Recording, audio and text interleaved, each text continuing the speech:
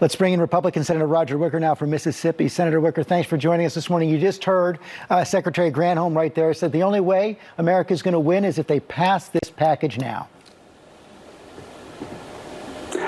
Well, listen, we're willing to negotiate a much smaller package, but I thought Jonathan Karl's lead-in piece was made a very good point.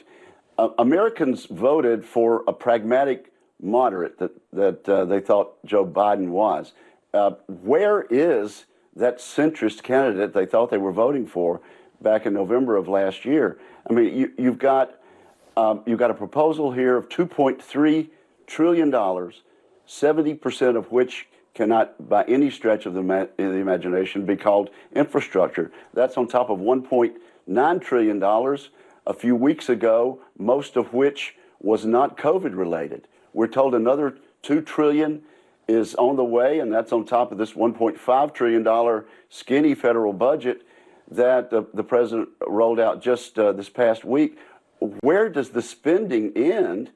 And this is a massive social welfare spending program combined with a massive tax increase on small business job creators. I can't think of a worse thing to do.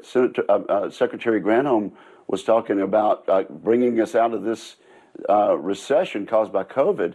I can't think of a worse tax to put on the American people than to raise taxes on small business job creators, which is what this bill would do. Well, the corporate tax would still be well below the level it was before President Trump's tax cuts went into effect, and the evidence that those tax cuts actually increased any kind of investment is minimal.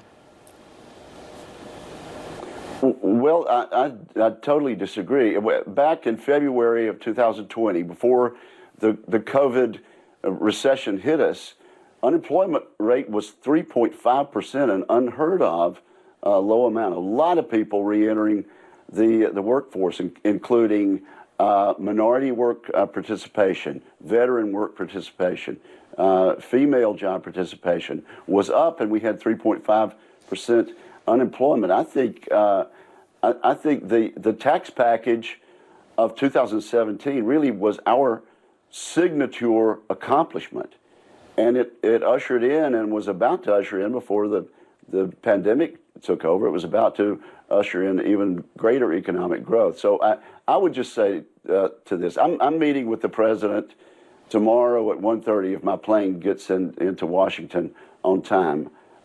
We are willing to negotiate with him on an infrastructure package, and this $1 trillion number is way too high for me. I'll just tell you. But negotiation has to be something different from what we had on the rescue plan.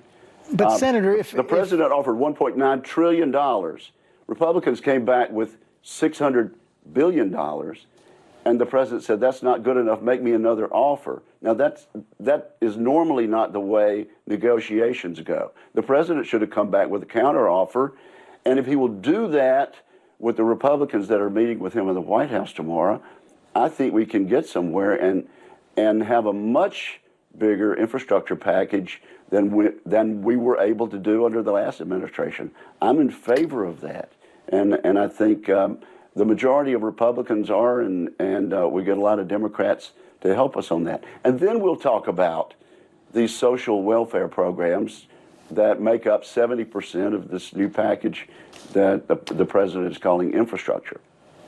Senator Wicker, thanks for your time this morning. Thank you.